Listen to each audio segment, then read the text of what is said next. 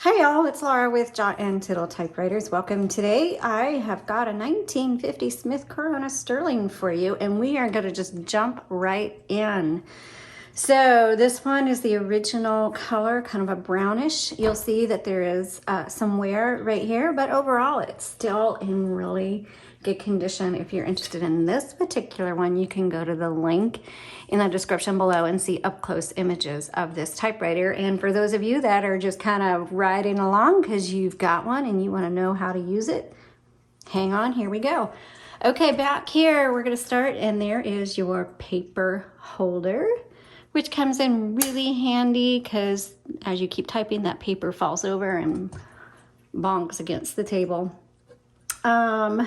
This is where you set your margins. You just press and drag, and your carriage is going to move only as far as you have your margin set. So to release the carriage, there's two levers on each side, and it doesn't matter which one you pull in. And you can hear the little bell, ding. So see, it only goes as far as where you have the margins set. Bring them out, move it further, bada bing. Okay, so I'm going to bring those in. And also the bell, because some people don't know, and that's okay. Those of you new to typewriters, it's okay. But some people wanted to know what the bell was for, and that tells you that, hey, you're at your margin. You need to hit your return handle and go to the next line.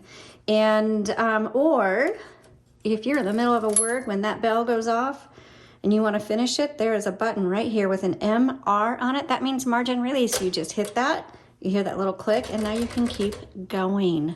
So, and then for those of you who use tabs, not many people do, but in case you want to use tabs, you flip this back plate like that, just like that.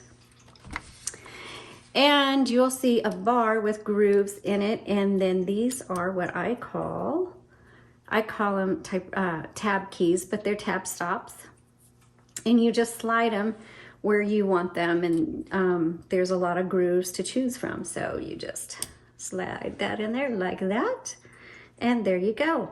So that's how that works. Okay, I'm gonna move this to the left. I'm gonna pop open the top, and inside you can see the escapement area. We've inserted a universal ribbon for you. It's a 2-color ribbon, and it's super easy. You just pull them out, drop them in, make sure it's threaded through the guide wires. And if you go to that link in the description, there'll be an up-close photo of this escapement area. That way you can reference it so you know how to thread your ribbon. And just make sure black is on top, red is on bottom. And if you don't really want to use red, just get an all black ribbon, and it'll last you even longer. So when you get to the end of the spool, it's not the end of the ink in the ribbon. You need to manually reverse that, and you do that right here. Okay, and you just reverse that spool many times before you need to replace it. You want to use up all of that ink.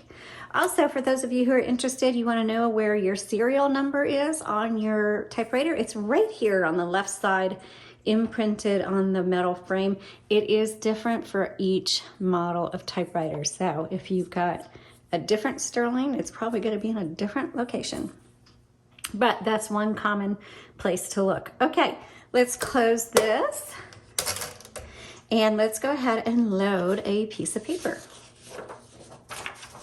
So you put your paper right here, just set it there, and then turn that handle, and it'll pull it around, and make sure it goes underneath the metal bar. Now I like to bring it up to make sure it's nice and even, which it is. But if it wasn't, then you just use this lever on the right side, and you can see you can move your paper around freely and line it up the way you want.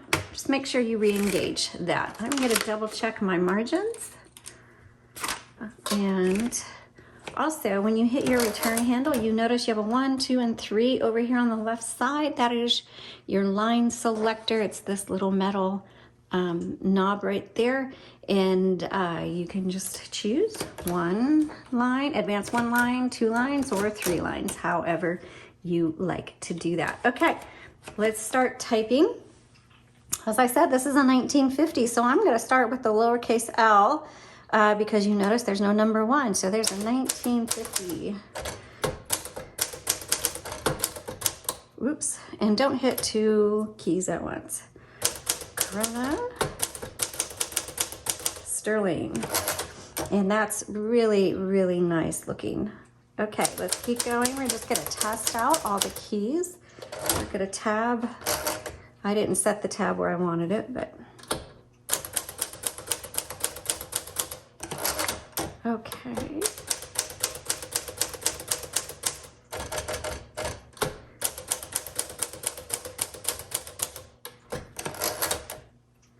So this feels pretty good. The carriage is a little grindy, but the keys feel really nice.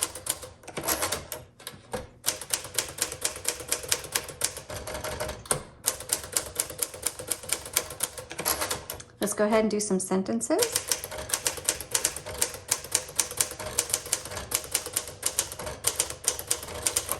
Whoops, again, don't hit 2 keys at once. Okay, there's that little bell, you heard it, saying you're at the end of your margins. It's actually typing very smooth.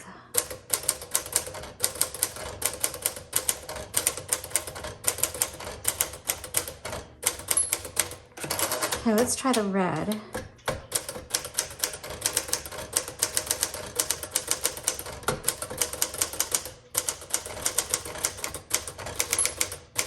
Okay, so that bell went off, but I'm gonna keep going just to show you the margin release. Okay, so now it's gonna stop on you because really you're at the end of your margin. So here's your MR, just hit that. Type your word or finish your word and then all through the house. Okay.